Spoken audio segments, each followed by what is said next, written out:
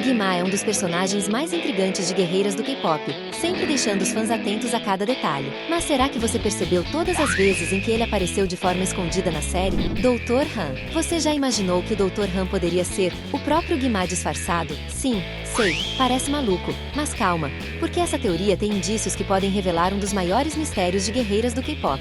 Tudo começou quando Rumi estava com dificuldades na voz, por causa da sua parte demoníaca. As amigas ficaram preocupadas e decidiram levá-la ao médico. Só que aí entra o detalhe. O Dr. Han não parecia um médico comum. Primeiro, porque ele já sabia absolutamente tudo sem precisar fazer exame nenhum. Bastava lançar aquele olhar profundo, estilo sei até o que você comeu no café da manhã. E o que ele receitou? Nada de antibiótico, nada de spray para a garganta, foi um suco de uva com um adesivo escrito tônico secreto que foi produzido por ele. Mas depois a Rumi descobriu que era mentira. Isso parece receita médica ou receita de vó que acredita em simpatia. E não para por aí. Dentro do consultório, havia quadros na parede com celebridades, cantores de K-pop e até fotos do Saja Boys na versão humana que foi rapidamente reconhecida pela Rumi. Tinha até o Baby Saja lá no cantinho. Como é que um simples médico teria acesso a isso? Coincidência? Só se for nível dorama sobrenatural. Então, será que o Dr. Han é só um médico excêntrico com gosto duvidoso na decoração ou será que ele é mesmo o Guima disfarçado, infiltrado para manipular as guerreiras? E você? Acredita nessa teoria ou acha que eu preciso tomar o tônico de uva do Dr. Han? E olha que isso é só o começo. Quanto mais a gente investiga, mais aparecem pistas e teorias que deixam tudo ainda mais estranho.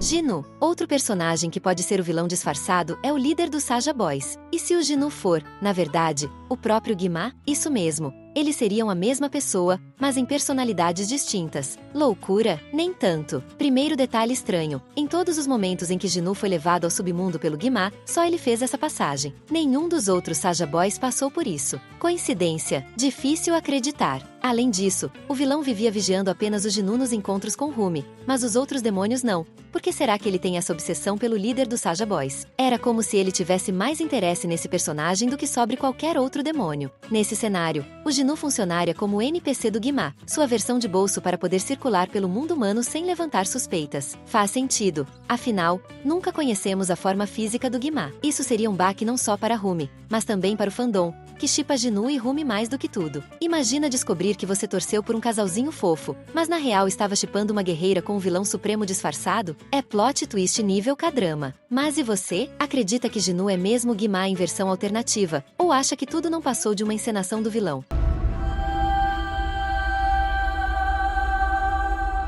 Bob. Entre todos os personagens estranhos de guerreiras do K-pop, um que parece inofensivo, mas gera muita desconfiança, é o agente da Zuntrix, o famoso Bob. À primeira vista, ele é aquele típico personagem atrapalhado, sempre com cara de que não entendeu nada do que está acontecendo. O cara consegue acreditar que as Zuntrix podem saltar de um avião, cair direto no palco e sair sem nenhum arranhão, como se tudo fosse só um efeito especial barato. Nem em dorama com orçamento de Hollywood isso faria sentido. Mas e se esse jeito todo não passasse de atuação? Muitos fãs acreditam que Bob, na verdade, é mais uma das personalidades do Guima disfarçado. Isso explicaria porque ele sempre aparece em momentos estratégicos, porque parece próximo demais das Zuntrix, e claro, porque nunca descobrimos exatamente de onde ele veio. Pensa comigo, ninguém sabe qual é a verdadeira ligação dele com Celine. Do nada, ele foi contratado como agente, mas nunca mostrou habilidade real que justificasse o cargo. Vamos ser sinceros, ele é mais convincente como um animador de festa infantil do que como um agente de elite. Então, por que as Zuntrix confiaram nele? Coincidência ou manipulação direta do vilão? Se pararmos para analisar, o Bob sempre está presente em situações que poderiam dar errado para as Zuntrix. Como se fosse aquele personagem que acidentalmente abre a porta errada, entrega o segredo sem querer ou deixa o inimigo escapar.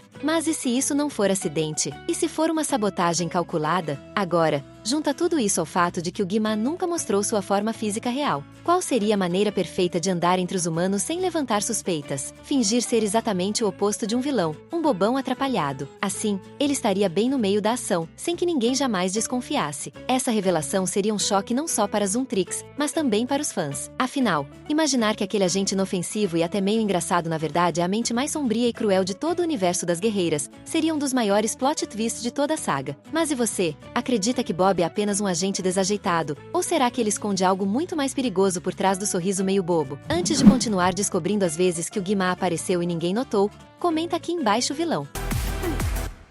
Hã? Celine. Se tem um personagem que sempre divide a opinião dos fãs, esse é a Celine. Muitos simplesmente não conseguem acreditar que ela um dia tenha sido uma caçadora, principalmente pela forma como criou a Rumi. Afinal, desde pequena ela vivia repetindo para a líder da Untrix que tudo só ficaria bem quando ela perdesse suas marcas após conjugar o Omon Dourado. Isso deixou marcas profundas na vida da Rumi. Tanto que, quando ela foi humilhada pelos demônios, sua primeira reação foi procurar consolo na Celine. E o que sua mãe adotiva disse? Que iria ajudar a esconder as marcas e conversar com as outras integrantes das Untrix, bem longe do discurso acolhedor que uma guerreira esperava. Resultado: um trauma digno de K-drama. É por isso que muitos fãs acreditam que Celine pode ser, na verdade, apenas uma forma disfarçada do Guimá. A ideia é que ele teria se infiltrado no papel de mãe para manipular e enfraquecer Rumi desde cedo, preparando o terreno para dominar não só ela, mas toda a próxima geração das caçadoras. E aí entra a parte realmente sinistra. Segundo essa teoria, até a criação dos Saja Boys faria parte do plano. Se essa teoria for real, a continuação da saga pode trazer um choque tão grande que faria os fãs chorarem rios de lágrimas, mas também gritar de emoção com o maior plot twist da franquia.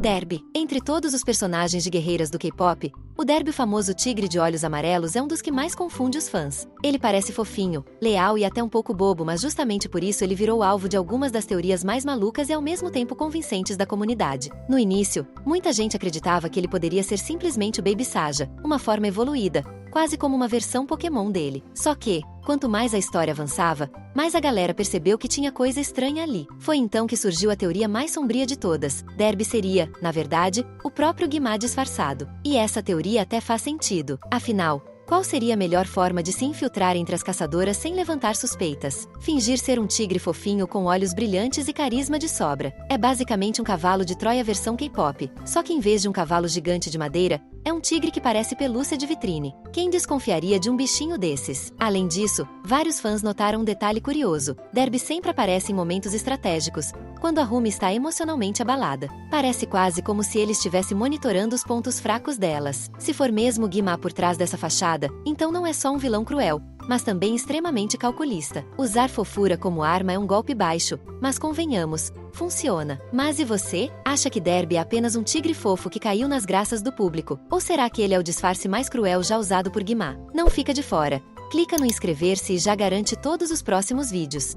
Velhinhas, se tem uma teoria que parece absurda, mas faz um estranho sentido, é a de que o Guimá não estaria fantasiado de um ou dois personagens, mas de 3 de uma vez. E esses personagens seriam ninguém menos que as velhinhas enlouquecidas pelos Saja Boys. Logo na primeira apresentação da banda, vemos aquelas senhorinhas correndo em direção ao grupo, tentando agarrar os integrantes como se fossem fãs de carteirinha. Até aí, tudo bem. Mas quando olhamos com atenção, a coisa não bate. No dia do autógrafo, por exemplo, elas pedem um autógrafo na foto do abdômen do Abby, como se já fossem fãs de longa data. Só que, como assim? Os Saja Boys eram completamente desconhecidos até então. E é aí que a teoria ganha força. As velhinhas não seriam fãs de verdade, mas sim disfarces do próprio Guimá. A ideia seria simples: usar essa fanbase instantânea para manipular a percepção do público e fazer os Saja Boys parecerem mais populares do que realmente eram. Afinal, não existe nada mais persuasivo do que ver um grupo já sendo idolatrado, mesmo que por senhorinhas. Se analisarmos a cronologia, a situação fica ainda mais suspeita. A diretora comenta que as Untrix estavam no auge há 5 anos. Mas como os Saja Boys conseguiram surgir do nada e em tão pouco tempo disputar espaço com grupos que já tinham tradição? É como se alguém tivesse dado um empurrãozinho sombrio para acelerar o sucesso deles. E quem seria melhor para isso do que o próprio Guimá? E convenhamos, se o vilão realmente se disfarçou de senhorinhas surtadas para empurrar a popularidade da banda, isso prova 2 coisas. Primeiro,